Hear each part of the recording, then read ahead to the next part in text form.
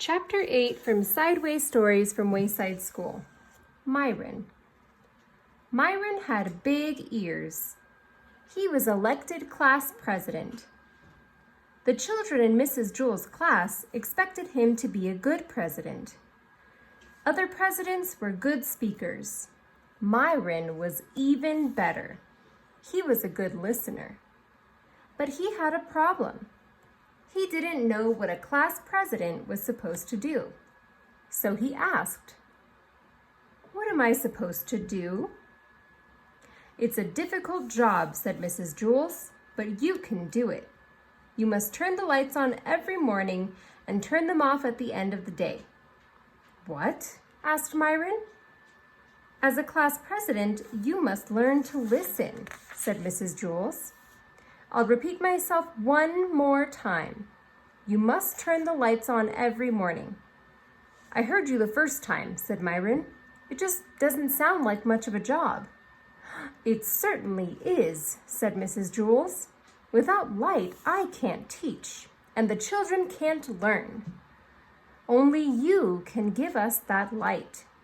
I think it is a very important job." "I guess so," said Myron. He wasn't convinced. "Here, let me show you how to work a light switch," said Mrs. Jewell. "I already know how," said Myron.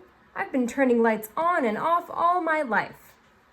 "Very good," said Mrs. Jewell. "You'll make a fine president."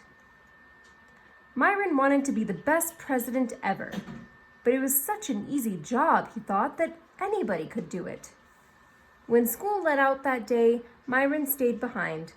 He turned out the lights by flicking the switch down. "Excellent," said Mrs. Jewell. On his way home, Myron heard a horrible noise. First, there was a loud screeching, then a sharp squeal, a roaring engine, and then the very faint sound of a girl crying. Myron ran over to see what had happened. Dana was bent over in the middle of the road. "What's the matter?" asked Myron. "My dog, Pugsy, was hit by a car," Dana cried. "Who did it?" asked Myron. "I don't know," Dana sobbed. "They sped away." "Well, that's not important," said Myron. "We've got to try to save Pugsy." Pugsy lay unconscious in the street. Myron carefully picked her up. He carried her 2 miles to the vet.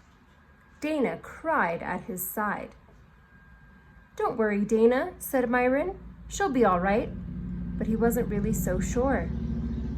He gave Pugsy to the vet, walked Dana home, then walked home himself. Dana was so upset that she forgot to thank him.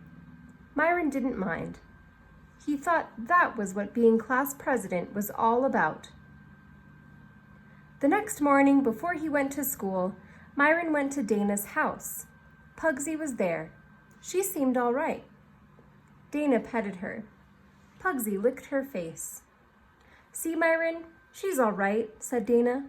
"The vet said that you brought her just in time." "Hi, Pugsy," said Myron. He petted her. Pugsy bit his hand. "I guess she doesn't know you," said Dana.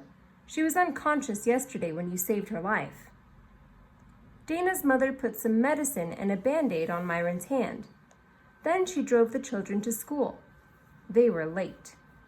They ran up the stairs to Mrs. Jewell's class. The room was completely dark.